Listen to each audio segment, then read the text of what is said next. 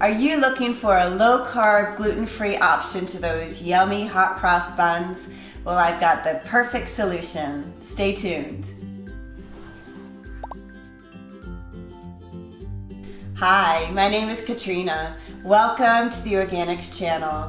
Whether you are vegan, vegetarian, paleo, keto, or a combination of any of the above, we are here to help support you with healthy recipes and to keep you inspired in the kitchen. Today, we're going to be making low-carb vanilla hot cross buns. In your mixing bowl, sift 2/3 cup of almond flour, which is a really great low-carb flour alternative that has a mildly sweet flavor and it's loaded with nutrients. I'm just going to use my sieve and pour it right in. And then just taking the palm of my hand, just tap the outside. And then when I get to those larger lumps that aren't quite going through, I'm just gonna take a spoon and then push it all the way through. Next, sift 1/2 cup of coconut flour, another really great low-carb flour alternative that's really good at supporting your digestion. Coconut flour and almond flour both can get really clumpy, so that's why I'm going to sift them. Next, let's add 1/4 teaspoon of baking powder, preferably that's aluminum free. 1/4 teaspoon of either pink Himalayan or sea salt. Both are really great salts to use because they're high in trace minerals. 1 scoop of Organixx vanilla bone broth protein powder, which is so great at helping support your immune system and your digestion.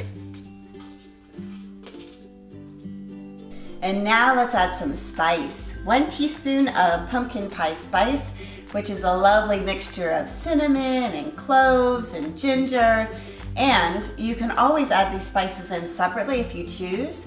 Just refer to the recipe card at the end of this video. It'll give you all the measurements of each of the spices. To kick up that cinnamon flavor, I'm going to also add 1/2 teaspoon of ground cinnamon, which is a wonderful anti-inflammatory. And now you either have the choice of adding 1 tablespoon of grated orange peel or just using Organixx essential oil. And since I'm going to be using the oil, I'm going to add this in later, but if you're using the peel, go ahead and add it in now, and then whisk up all of your ingredients. Set your dry ingredients aside, and then in a separate mixing bowl, add 1/4 cup of full fat coconut milk, which is going to add some wonderful fats to our recipe. 3 large eggs, preferably that are free range and organic or local. Last, let's add 2 to 4 drops of Organixx orange essential oil. Again, I'm using this instead of the orange grated peel, and I'm only doing it because it was easy. I didn't have any oranges on hand. And orange essential oil is so good for your digestion, and it's loaded with vitamin C and can also help boost your mood. Wonderful, wonderful. So 2 to 4. Okay, it's time to whisk all of these wet ingredients together, and I have a special helper to do that today. Here you go, Brianna. She's my little chef. She's always going into the kitchen and making her own recipes, aren't you, Brianna? Mm-hmm. Now let's add your egg mixture to your dry ingredients. Go ahead, Brianna.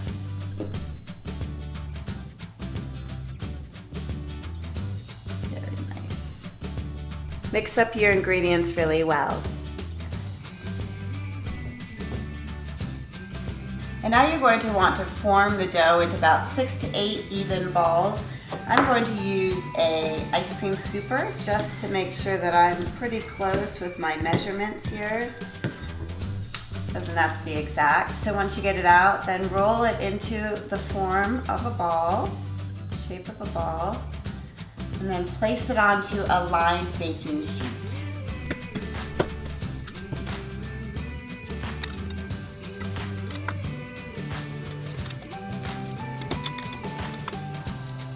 Gently flatten out your rolls just a little bit with your hand. And then taking a knife, carve out an X on the top of each of the rolls. And then taking your chocolate chips, place them right along the X that you just made in each of the rolls.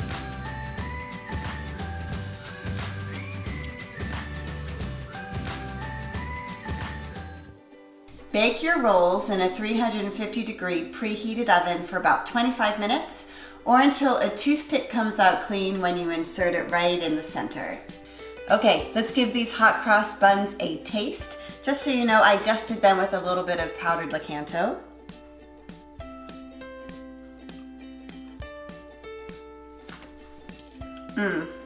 Those are really, really nice. They're nice and moist, and I really love the flavor of the orange that's coming through. So when I tasted a little bit of the dough before I cooked it, I had only put in 4 drops. I ended up using 6 drops of this orange essential oil, and I think it tastes really good like that. Also, if you like things that are just a little bit on the sweeter side, I would also add in maybe a tablespoon of powdered Lakanto into your dough before cooking it, just to give it just a hint of sweetness. Because right now there is none except for the Lakanto that's on top.